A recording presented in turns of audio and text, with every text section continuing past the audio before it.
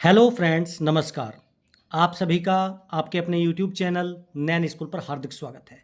आज का ये वीडियो बहुत महत्वपूर्ण होने वाला है क्योंकि पहली बार सरकार ने संसद के पटल पर 8वें वेतन आयोग के जो टर्म्स ऑफ रेफरेंस के पॉइंट्स हैं वो रखे हैं। ये पॉइंट्स क्या हैं और क्यों इतने महत्वपूर्ण हैं जो संसद के पटल पर रखे गए हैं, इनके बारे में आज हम चर्चा करने वाले हैं। क्योंकि अब संसद का मानसून सत्र चल रहा है और लगातार सरकार से 8वें वेतन आयोग को लेकर सवाल जवाब किए जा रहे हैं।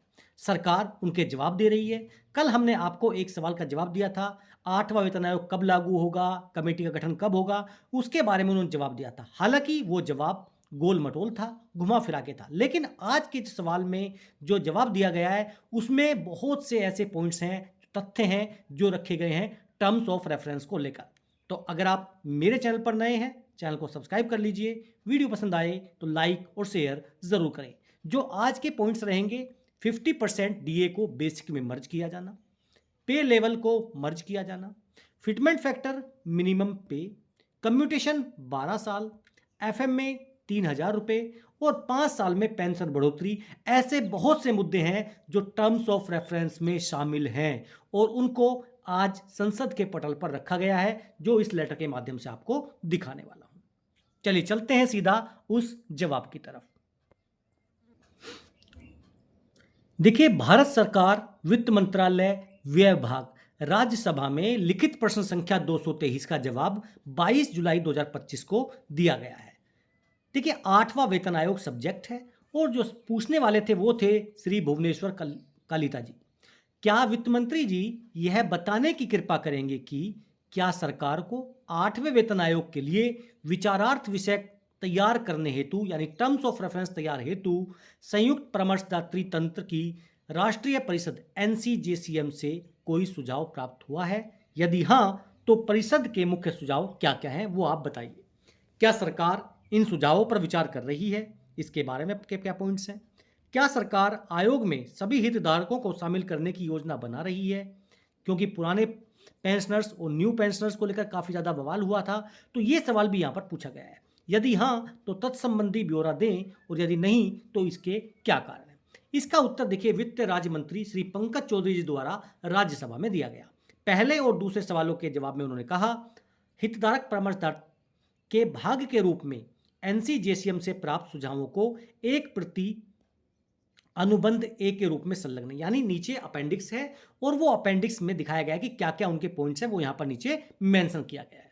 गै और घै पॉइंट, जो थर्ड और फोर्थ पॉइंट था, उन्होंने बोला देखिए रक्षा मंत्रालय, गृह मंत्रालय, डीओपीपीडब्ल्यू राज्यों सहित सभी प्रमुख हितधारकों से इनपुट मांगे गए हैं, यानी इन सभी से तथ्य मांगे गए हैं, टर्म्स ऑफ रेफरेंस के पॉइंट्स मांगे गए हैं कि भैया आपके क्या क्या सुझाव हैं, आप यहां पर हमें दीजिए।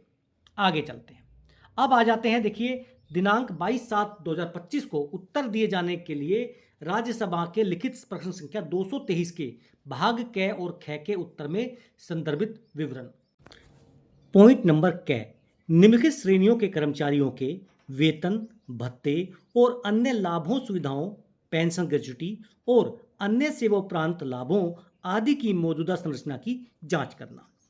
केंद्र सरकार के औद्योगिक और गैर औद्योगिक कर्मचारी, अखिल भारतीय सेवाओं से संबंधित कार्मिक, रक्षा बलों, अर्धसैनिक बलों से संबंधित कार्मिक, डाक सेवा विभाग, केंद्र शासित प्रदेश, भारतीय लेखा परीक्षा और लेखा विभाग के अधिकारी, उच्चतम न्यायालय के अधिकारी और कर्मचारी, संसद अधिनियम के तहत स्थापित विनियामक निकायों आरबीआई को छोड़कर के सदस्य और केंद्र सरकार के स्वायत्त निकायों और संस्थानों के कर्मचारी। पॉइंट नंबर 6, 1/1/2026 तक उपयुक्त कै में उल्लिखित केंद्र सरकार के कर्मचारियों की श्रेणियों के व्यापक संशोधित वेतनमान पर विचार करना। ये सारे वो पॉइंट्स हैं जो एनसीजेसीएम ने टर्म्स ऑफ रेफरेंस के रूप में सरकार को दिए थे और वो सरकार ने संसद के पटल पर रखे हैं।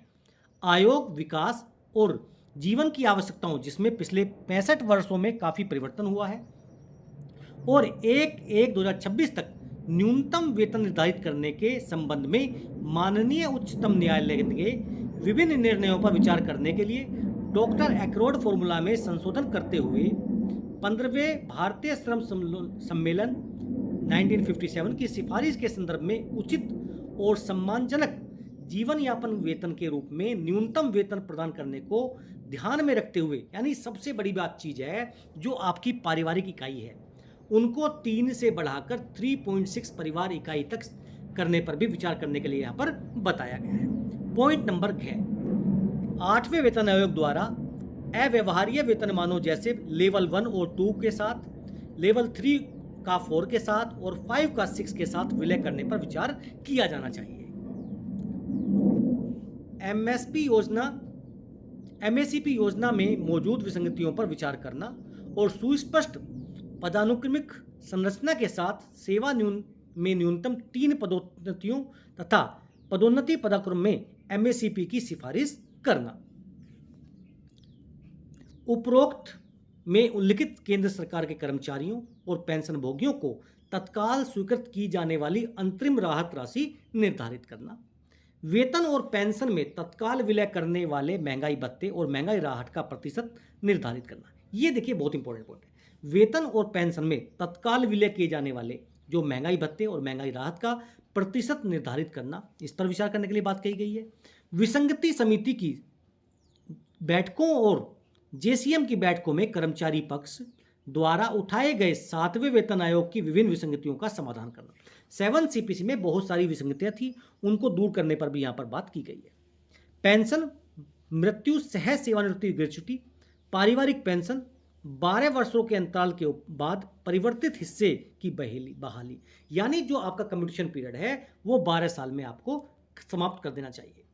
प्रत्येक 5 वर्षों के पश्चात पेंशन में वृद्धि हेतु संसदीय स्थायी समिति की सिफारिशों का कार्यान्वयन, पूर्व एवं भावी पेंशन भोगियों के बीच समानता जैसे मौजूदा सेवानिवृत्ति लाभों में आवश्यक सुधारों को बल देना है। देखिए यहाँ पर 2-3 चीजें ज्यादा इंपॉर्टेंट है।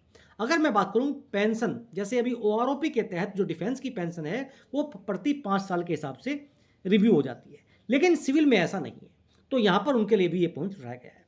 कम्यूटेशन पीरियड 15 साल से घटाकर 12 साल किए जाने पर बात की जा रही है। पारिवारिक पेंशन के बारे में बात की गई है यहाँ पर, और भी देखिए बहुत सारे ऐसे पॉइंट्स हैं जो यहाँ पर आप डिस्कस करने में देख सकते हैं। अब जो आपको शिक्षा भत्ता मिलता है या छात्रावास सब्सिडी मिलती है उसकी समीक्षा करना और उसको स्नातकोत्तर लेवल तक देना और उसकी सिफारिश करना, ये भी यहाँ पर 7 मेन पॉइंट के रूप में रखा गया। 365 दिनों में 24 घंटे काम करने वाले रेलवे कर्मचारियों की ड्यूटी की प्रकृति में शामिल जोखिम और कठिनाइयों को ध्यान में रखते हुए उनके लिए देखिए जो जोखिम और कठिनाई भत्ते के भुगतान पर विचार करना। जो भी देखिए रसायन में, गोला बारूद, हथियारों, विस्फोटकों आदि में काम करते हैं उनके लिए भी जो है जोखिमपूर्ण और खतरनाक कार्य करते हैं, विशेष जोखिम भत्ता, बीमा सुरक्षा और क्षतिपूर्ति आदि की सिफारिश करना, ये सारे पॉइंट्स यहाँ पर रखे गए हैं।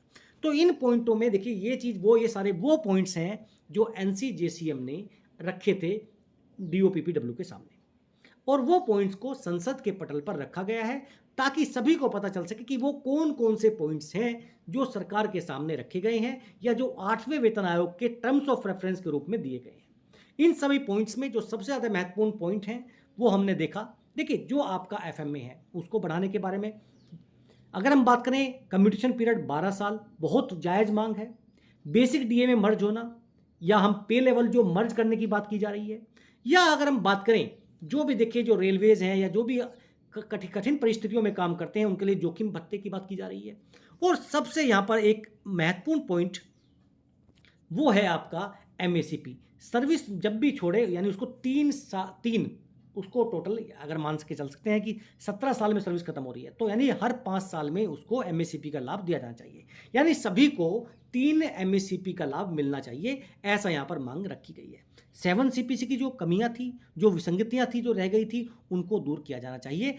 ये सारे मुद्दे टर्म्स ऑफ रेफरेंस में जो है एमएसपी के रूप में या जितने भी हमने डिस्कस किए वो सभी रखे गए हैं संसद के पटल पर, और वो भी बिल्कुल राज्यसभा में रखे हैं सरकार की तरफ से।